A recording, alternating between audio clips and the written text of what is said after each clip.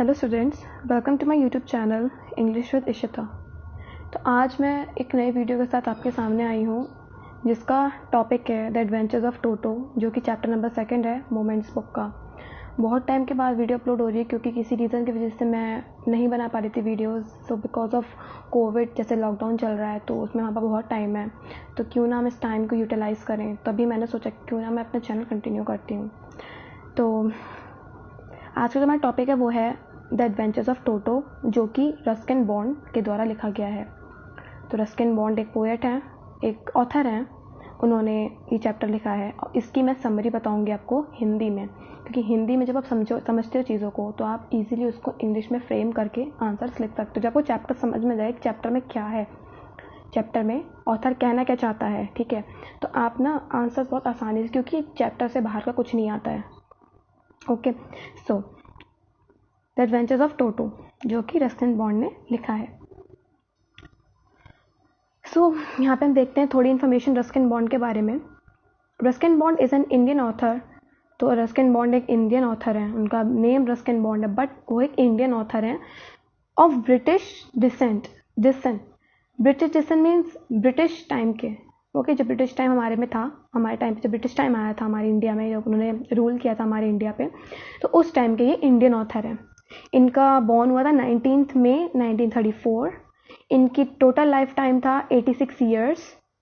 और इनका ऑक्यूपेशन क्या था, as we all know, author and poet थे वो।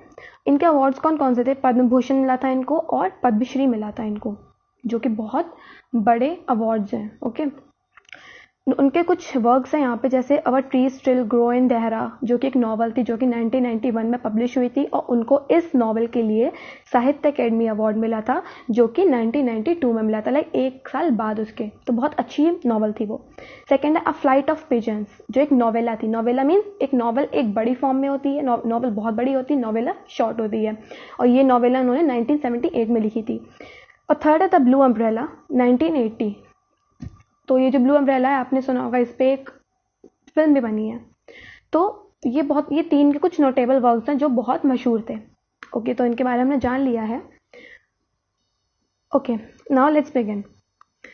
The adventures of Toto is an amusing story written by Ruskin Bond. Amusing story means funny story, amusing means funny. ये एक funny story जो कि रस्किन बॉन्ड ने लिखी है।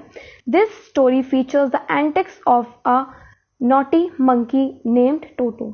Antics of a naughty monkey means, antics मतलब क्या होता है कि फनी वेज, कि उसने इसमें क्या क्या फनी चीजें करी हैं।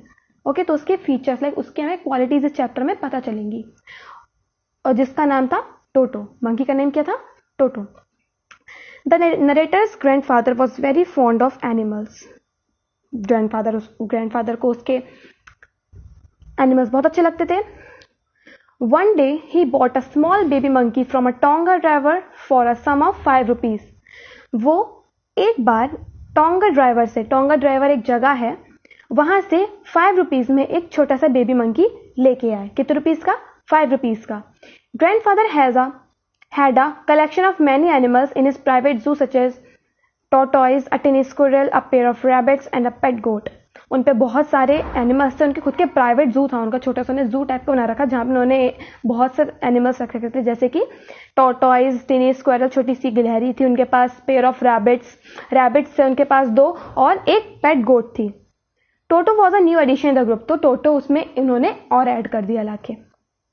Toto was a cute little monkey with sparkling eyes and was very mischievous by nature.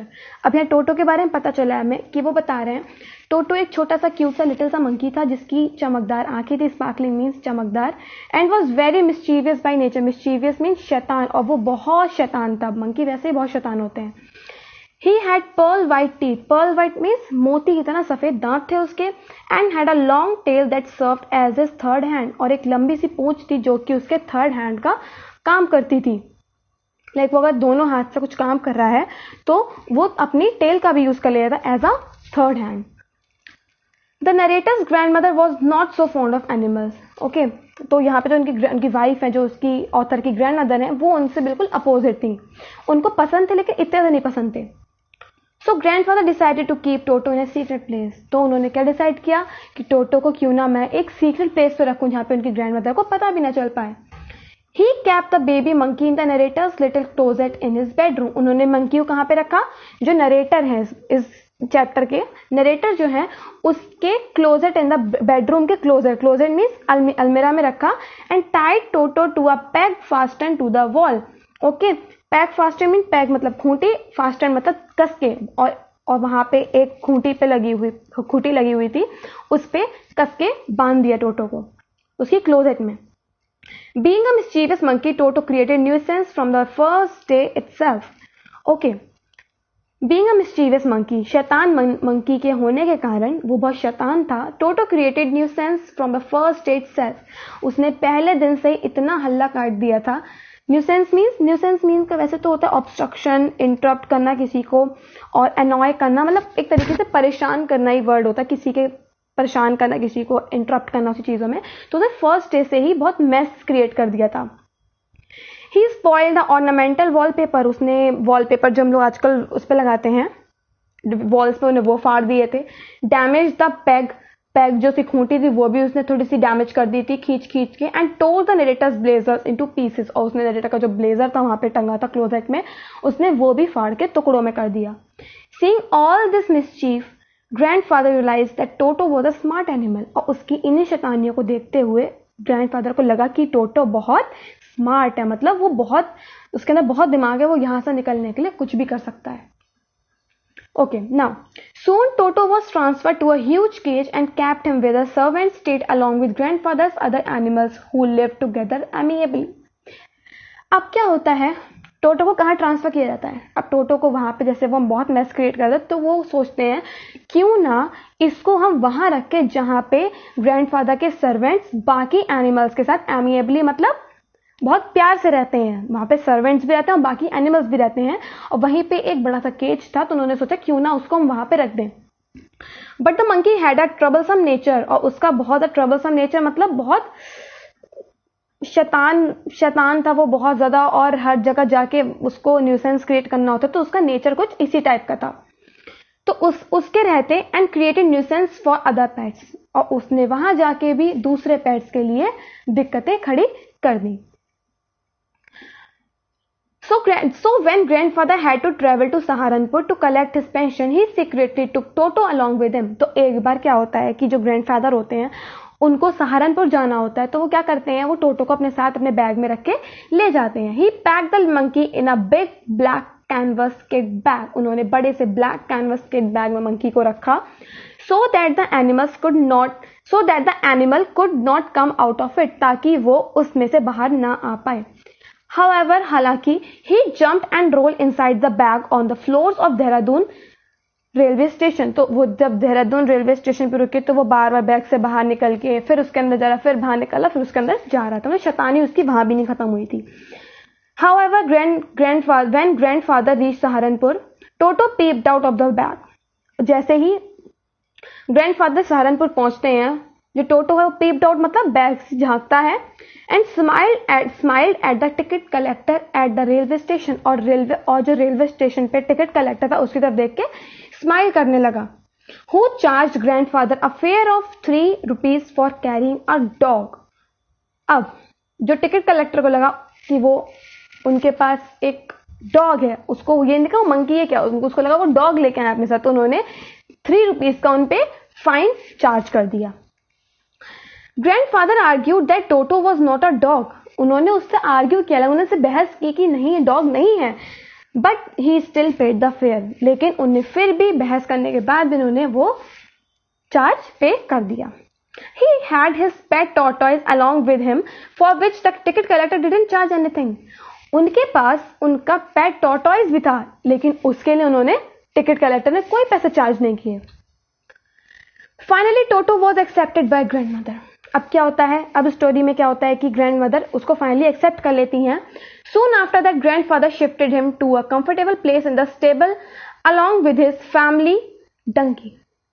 अब वो क्या करते हैं, वो एक तबेले में, स्टेबल मीन्स तबेले में रखते हैं जहां पे उनका फैमिली डंकी था जिसका नाम था नाना, NANA, नाना। तो वो सोचते हैं शायद वो कंफर्टेबल प्लेस होगी उसके लिए, तो वहां पे वो डंकी के साथ रह लेगा।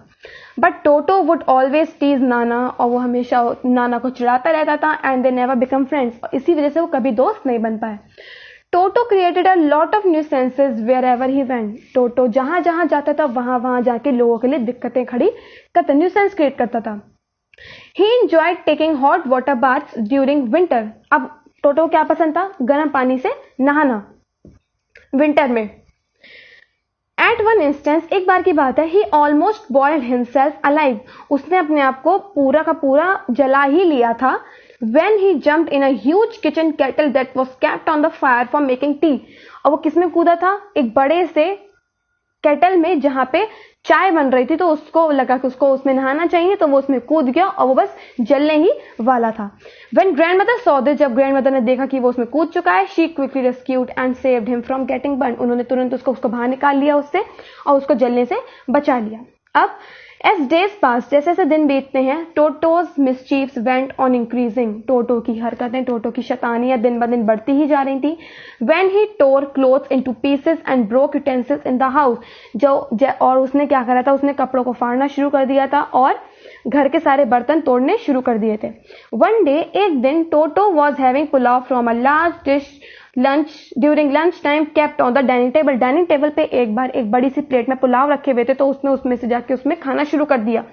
When grandmother saw this, she screamed and another woman came forward. जैसे ही उन्होंने उसको देखा कि वो उसमें से खाना खा रहा है, तो ग्रैंडमदर के साथ कोई और लेडी भी थी, तो ग्रैंडमदर चिल्लाई, तो वो लेडी एकदम से सामने से आई कि वो क्यों चिल्लाई।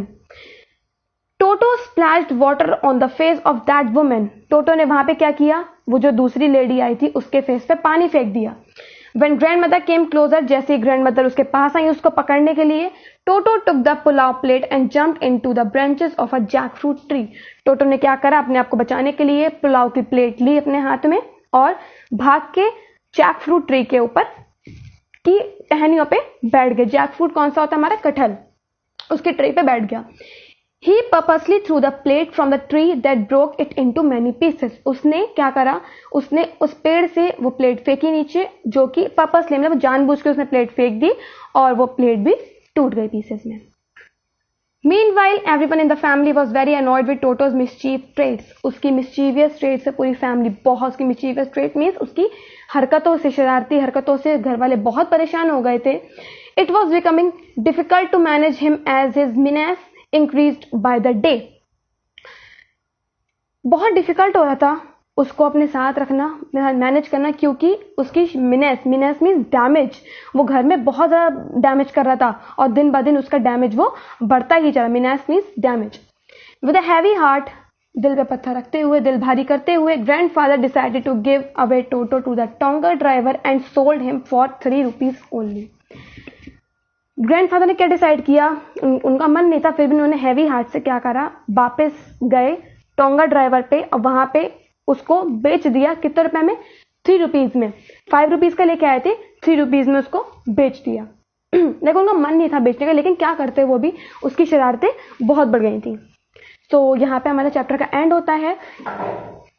इसमें मेन चीजें मैंने आपको बताई हैं जो इस चैप्टर में है, और जो क्वेश्चंस पूछे जाते हैं एग्जाम्स में, उसमें आपको बहुत आसानी है कि अगर आप उसको पढ़ लेंगे तो बहुत अच्छा होगा आपके लिए, क्योंकि लास्ट मोमेंट पे बच्चे समरी देखते हैं, तो समरी बहुत अच्छी समरी है ये। आप उसको चाहें अच्छे से नोट कर ले, स्क्रीनशॉट ले लें इसके, देखें, इसको पढ़ें। सो यहाँ पे मैंने छोटा सा कंक्लूजन लिखा है।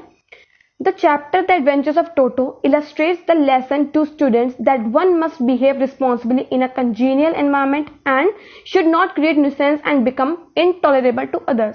तो इस चैप्टर में हमने क्या सीखा? इस चैप्टर से हमें पता चलता है कि हमको कहीं भी हम जाते तो एक कंजीनियल एनवायरनमेंट बना के रखना चाहिए, मतलब एक अच्छा एनवायरनमेंट बना के रहना चाहिए। And should not create nuisance, और किसी के लिए कोई भी हमें न्यूसेंस मतलब कोई भी शैतानी, कोई भी गलत चीज किसी के लिए कुछ मतलब ऐसा एनवायरनमेंट नहीं करना चाहिए कि मतलब लोगों को बुरी लगे वो चीज। न्यूसेंस नहीं, कोई हरकत ऐसी नहीं करनी चाहिए जो दूसरों को पसंद ना आए। And become intolerable to others, और दूसरों की सहन शक्ति से बाहर हो, ऐसा हमें कोई चीज नहीं करनी चाहिए ताकि लोग हम लोग को पसंद ना करें।